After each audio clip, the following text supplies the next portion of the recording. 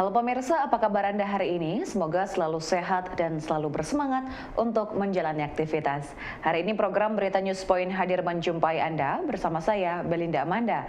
Selama 30 menit ke depan, News Point akan menyajikan berita terbaru seputar Universitas Brawijaya dan Malang Raya. Jangan kemana-mana, keep on our channel, News Point.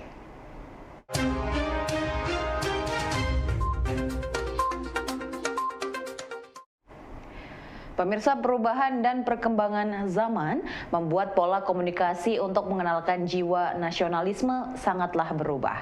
Pembentukan jiwa nasionalisme perlu diselaraskan dengan konteks saat ini.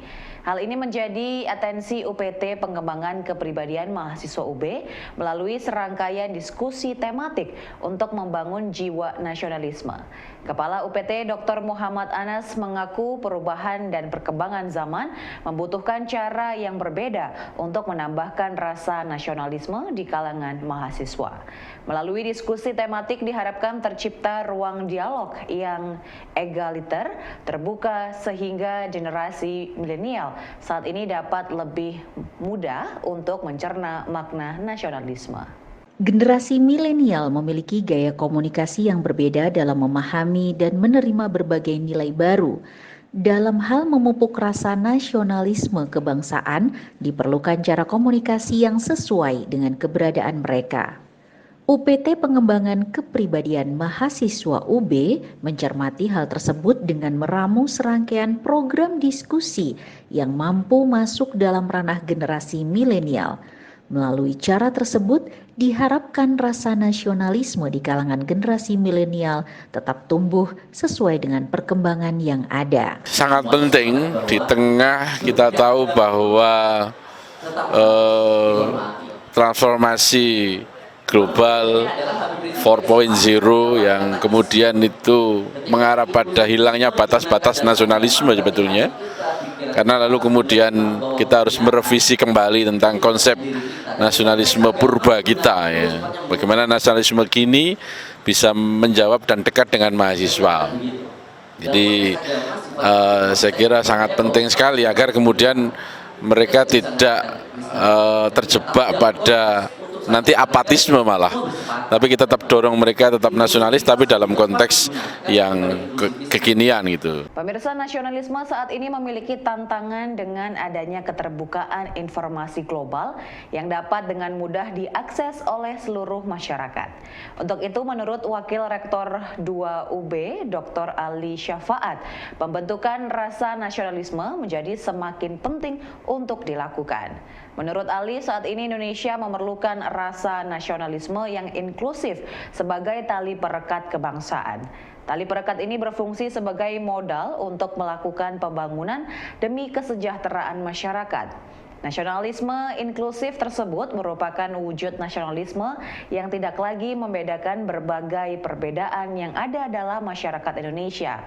Namun hal tersebut dapat dilihat sebagai kekuatan untuk membangun karakter bangsa menuju kesejahteraan sosial. Nasionalisme inklusif menjadi hal penting yang harus ditanamkan dalam setiap warga negara Indonesia. Melalui generasi milenial, nasionalisme inklusif diharapkan menjadi perekat kebangsaan. Dalam situasi global saat ini, nasionalisme inklusif menjadi terasa sangat penting untuk diwujudkan dalam kehidupan keseharian. Nasionalisme inklusif merupakan jawaban atas keberagaman yang ada di Indonesia. Dengan nasionalisme inklusif tersebut diharapkan segala perbedaan yang ada tidak menjadikan bencana, namun kekuatan untuk membangun Indonesia menuju negara yang lebih sejahtera. Kita menghadapi tantangan yang besar, terutama dari perkembangan informasi yang bisa diakses secara terbuka oleh seluruh masyarakat Indonesia, terutama mahasiswa, dari perkembangan berbagai macam paham yang bisa dipelajari. Oleh karena itu, penting sekali untuk meningkatkan nasionalisme dan religiusitas yang benar, nasionalisme dan religiusitas yang berpihak kepada kemanusiaan, nasionalisme dan religiusitas yang menampung seluruh masyarakat tanpa lalu membedakan berdasarkan suku, ras, dan agama. Dengan begitu, maka nasionalisme dan religiositas tidak berujung kepada nasionalisme dan religiositas yang intoleran, tetapi nasionalisme dan religiositas yang bersifat inklusif. Hanya dengan nasionalisme dan religiositas yang inklusif itulah persatuan dan kesatuan bangsa ini bisa dijaga. Hanya dengan nasionalisme dan religiositas yang bersifat inklusif itulah bangsa dan negara ini bisa bersama-sama maju, bersama-sama mewujudkan kesejahteraan tanpa lalu membedakan perbedaan-perbedaan yang ada dan menjadi ciri khas dari bangsa Indonesia.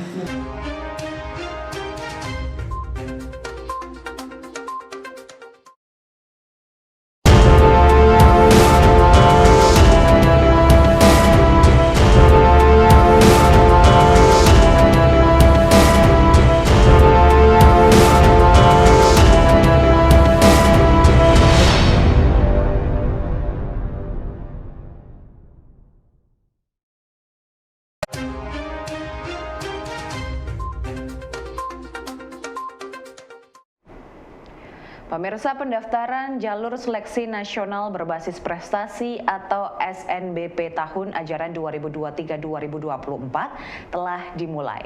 Dari puluhan perguruan tinggi di Indonesia, Universitas Brawijaya menjadi kampus pilihan pertama yang diminati oleh mahasiswa. Dari informasi yang ada, total terdapat 39.842 peserta memilih Universitas Brawijaya sebagai pilihan untuk menempuh kuliah. Dari jumlah tersebut sebanyak 26.414 calon mahasiswa memilih sebagai pilihan pertama dan 13.028 sebagai pilihan kedua. Wakil Rektor Bidang Akademik UB Profesor Imam Santoso menjelaskan saat ini UB sangat layak menjadi pilihan karena sudah memiliki sekitar 60 hingga 70 prodi berstatus internasional. Universitas Brawijaya kembali menjadi perguruan tinggi favorit bagi calon mahasiswa. Melalui seleksi nasional berbasis prestasi yang sedang berjalan, terdapat 40.000 pendaftar memilih UB sebagai kampus pilihannya. Seleksi ini menggunakan basis prestasi akademik siswa selama menempuh jenjang pendidikan menengah atas sebagai acuan untuk dapat masuk ke dalam perguruan tinggi pilihannya. Saat ini, Universitas Brawijaya sudah memiliki program studi bertaraf internasional yang tersebar di berbagai fakultas hingga mencapai 70 program studi. Dengan capaian ini, maka Universitas Brawijaya layak menjadi kampus impian bagi calon mahasiswa di Indonesia. Pemirsa, riset Eksakta mendominasi proposal program kreativitas mahasiswa dari Universitas Brawijaya yang berhasil dikirim ke Dikti. Dari 543 proposal yang dikirim, riset Eksakta berjumlah 134. Selanjutnya proposal PKM Kewirausahaan dan Sosial Humaniora menjadi peringkat kedua dan 3 dari proposal yang berhasil dikirim. Wakil Dekan 3 FPIK UB Dr. Abu Bakar Sambah mengatakan jumlah tersebut sudah diseleksi secara internal oleh tim UB secara intensif. Dirinya mengaku gembira karena terdapat beberapa kategori yang mengalami kenaikan. Tercatat kelompok bidang sosial humaniora mengalami kenaikan menjadi 61 proposal yang berhasil dikirim. Proposal riset eksakta menjadi proposal PKM terbanyak yang berhasil dikirim oleh Universitas Brawijaya untuk mengikuti seleksi pendanaan Dikti. Tercatat terdapat 134 proposal riset eksakta yang sudah melewati seleksi internal UB dalam kategori ini. Peringkat kedua adalah proposal program kreativitas mahasiswa bidang kewirausahaan yang berjumlah 88 dan riset sosial humaniora menjadi peringkat ketiga dengan 61 proposal. Total yang sudah terupload itu adalah sekitar 543 proposal itu yang sudah terupload, yang paling banyak itu ada di riset eksakta. Jadi riset eksakta itu paling banyak proposal yang ada, itu sekitar 134 proposal, kemudian yang berhasil terupload itu 130-an. Ya, 130-an. Kemudian di posisi kedua itu ada PKM khusus untuk yang kewirausahaan. Kalau kewirausahaan itu sekitar 88 proposal dan yang berhasil terupload itu 86. Di posisi ketiga itu ada riset sosial humaniora yang memang tahun ini lumayan banyak ini. Dari 63 itu 61 di antaranya itu terupload. Pemirsa, Universitas Brawijaya melalui PKM Center sudah mempersiapkan pendampingan tahap kedua bagi PKM yang lolos pendanaan Dikti. Wakil Dekan 3 FPI KUB Dr. Abu Bakar Sambah mengatakan, pengumuman untuk proposal yang lolos pendanaan dijadwalkan pada bulan April. Sambil menunggu proses tersebut, tim PKM Center UB sudah mempersiapkan pendampingan bagi proposal yang lolos pendanaan. Pendampingan tersebut dilakukan agar proses pelaksanaan dari tahapan PKM dapat berjalan sesuai dengan konsep awal. Pendampingan ini diharapkan dapat memotivasi mahasiswa yang lolos pendanaan untuk melaksanakan tahapan fase kedua dengan baik agar dapat lolos final PIMNAS. Abu Bakar berharap dengan besaran jumlah proposal yang dikirim akan mampu menghasilkan jumlah proposal yang lolos pendanaan lebih banyak dan merata di semua bidang PKM. Setelah proses pengiriman proposal dan validasi dari pimpinan perguruan tinggi selesai pada tanggal 7 Maret lalu, tim PKM Center UB saat ini bersiap untuk melakukan pendampingan tahap kedua. Pendampingan tahap kedua nantinya akan berfokus pada pelaksanaan PKM sesuai dengan konsep proposal yang diajukan. Nantinya tim pendamping akan membantu agar proses pelaksanaan tersebut dapat sesuai dengan konsep dan berhasil sehingga mampu lolos dalam PIMNAS 2023. Alhamdulillahnya pola kita masih sama setiap tahun, ada peningkatan sedikit begitu. Artinya sekitar 89 sampai 91% lah proposal yang terupload gitu ya, dan ini terlepas dari nantinya akan ada penjurian dan seleksi di tingkat nasional, tapi paling tidak kita sudah bisa mengumpulkan beberapa judul proposal yang memang punya kreativitas dan inovasi yang tinggi. Tinggal kita melihat di bulan depan, tepatnya kalau sesuai jadwal berarti di bulan April itu kita akan mendapatkan pengumuman lolos pendanaan, dan semoga banyak proposal-proposal terbaik kita dengan distribusi bidang yang merata yang lolos pendanaan sehingga kami bisa merancang pendampingan untuk tahap kedua.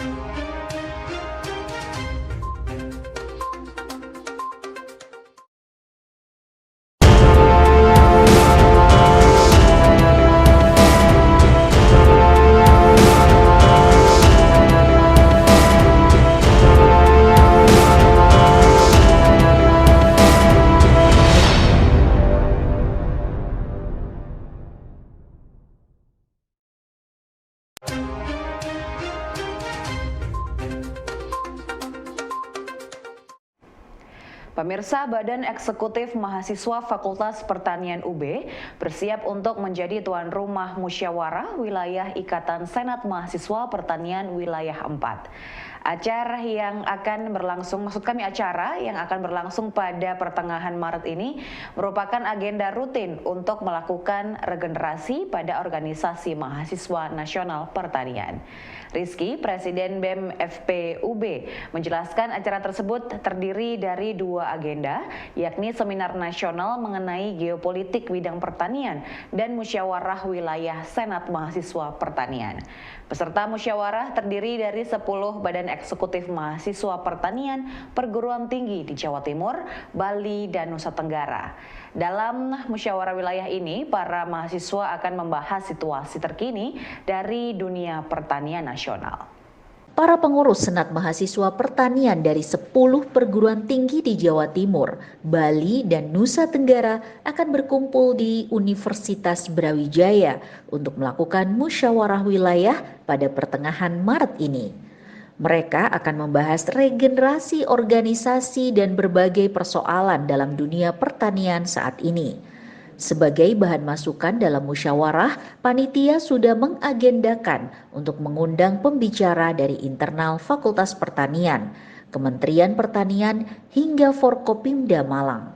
Musyawarah ini diharapkan mampu menghasilkan pengurus baru dan berbagai rekomendasi bagi stakeholder dalam bidang pertanian guna mewujudkan ketahanan pangan nasional. Untuk agendanya itu kita kebetulan ada 2 agenda, yaitu ada seminar nasional, kemudian ada musyawarah wilayah yang bertepatan di tanggal 19-nya. Jadi ada 2 hari, tanggal 18 dan tanggal 19. Nah, untuk di tanggal 19-nya itu kita sebagai musyawarah wilayah sebagai tuan rumah untuk regenerasi daripada ISMPI khususnya di wilayah 4 ini, yang mana wilayah 4 itu akan mencakup Jawa Timur, NTT, NTB dan Bali, seperti itu. Pemirsa, banyaknya lembaga pemerintah, perguruan tinggi, dunia usaha hingga perbankan yang bergerak untuk mencetak wirausaha muda mendapat apresiasi dari pemerintah Provinsi Jawa Timur.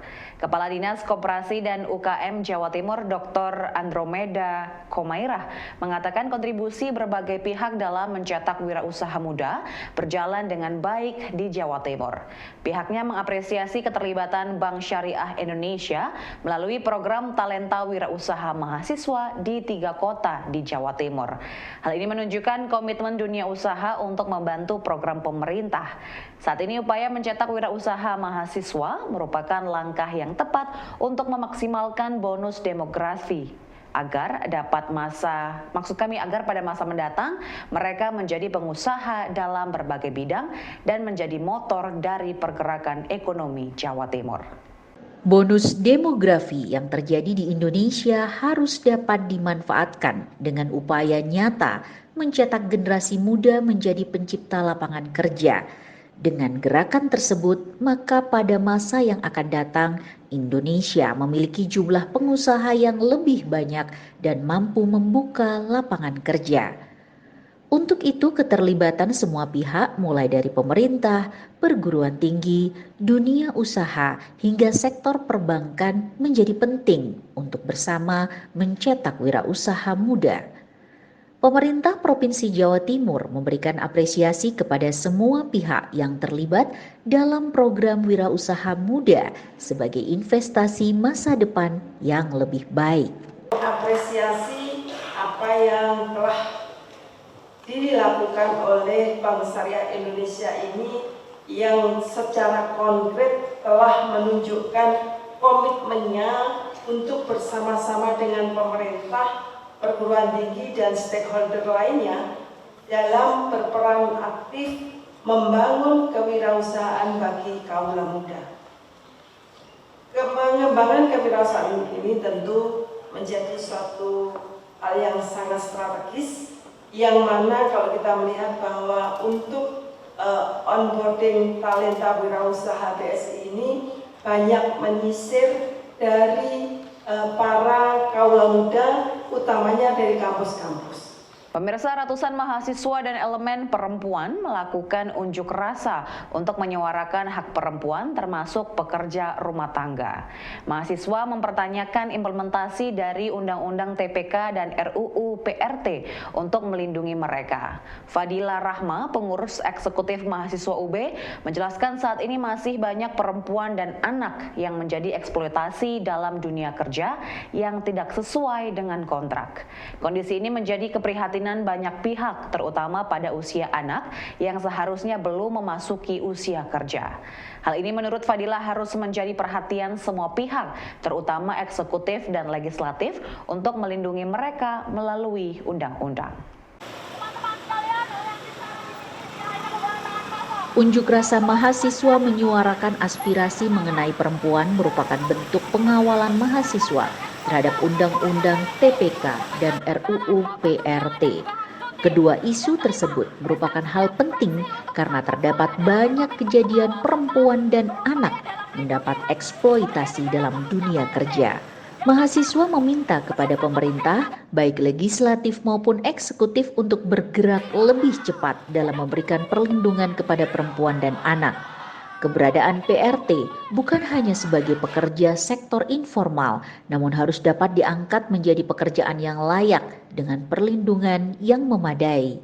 Jadi RUU PRT ini merupakan isu yang kita bawa sebagai grand issue. Jadi isu turunan kita yang kita bawa adalah berdasarkan RUU PRT sendiri. Jadi kayak semisal adanya eksploitasi terhadap anak, kita juga sempat ngobrol sama ketuanya Anggrek Maya, di mana sebenarnya banyak sekali loh di Malang ini anak-anak di bawah umur yang dipekerjakan. Jadi makanya kita fokus terhadap isu tersebut karena kan UU TPK sudah disahkan. Kita mengawal optimalisasinya sehingga kita melihat bagian mana sih yang belum ada payung hukumnya. Ternyata perempuan ini masih banyak sekali loh yang bidangnya ini belum ada payung hukumnya. Seperti contohnya PRT, pekerja rumah tangga seperti itu. Jadi kita mengajak Anggrek Maya juga untuk berkoordinasi, berkonsolidasi sehingga kita membawa grand issue pengawalan 19 tahun RUU PPRT. Apa yang dilindungi hak-hak di UU PRT ini? Jadi banyak sekali buruh-buruh wanita, pekerja rumah tangga ini yang mungkin dimarginalkan sekali. Mungkin dia mendapatkan kekerasan seksual yang tidak sesuai kontrak. Mungkin awalnya kontraknya itu sebagai pekerja rumah tangga. Namun banyak sekali yang PRT-PRT ini menjadi pemuas nafsu dari pengguna jasanya, dalam artian tidak sesuai kontraknya. Nah, hal-hal seperti itu yang kita perjuangkan. Dan juga banyak sekali eksploitasi anak, di mana di Malang ini juga banyak sekali anak-anak di bawah umur yang dipekerjakan. Pemirsa, informasi tadi sekaligus menutup perjumpaan kita hari ini. Jangan lupa untuk selalu menyaksikan News Point setiap hari pukul 19.30 waktu Indonesia Barat hanya di UBI TV, Televisi Pendidikan Universitas Brawijaya. Saya Belinda Mada dan seluruh kru yang bertugas pamit undur diri. Terima kasih dan selamat beraktivitas.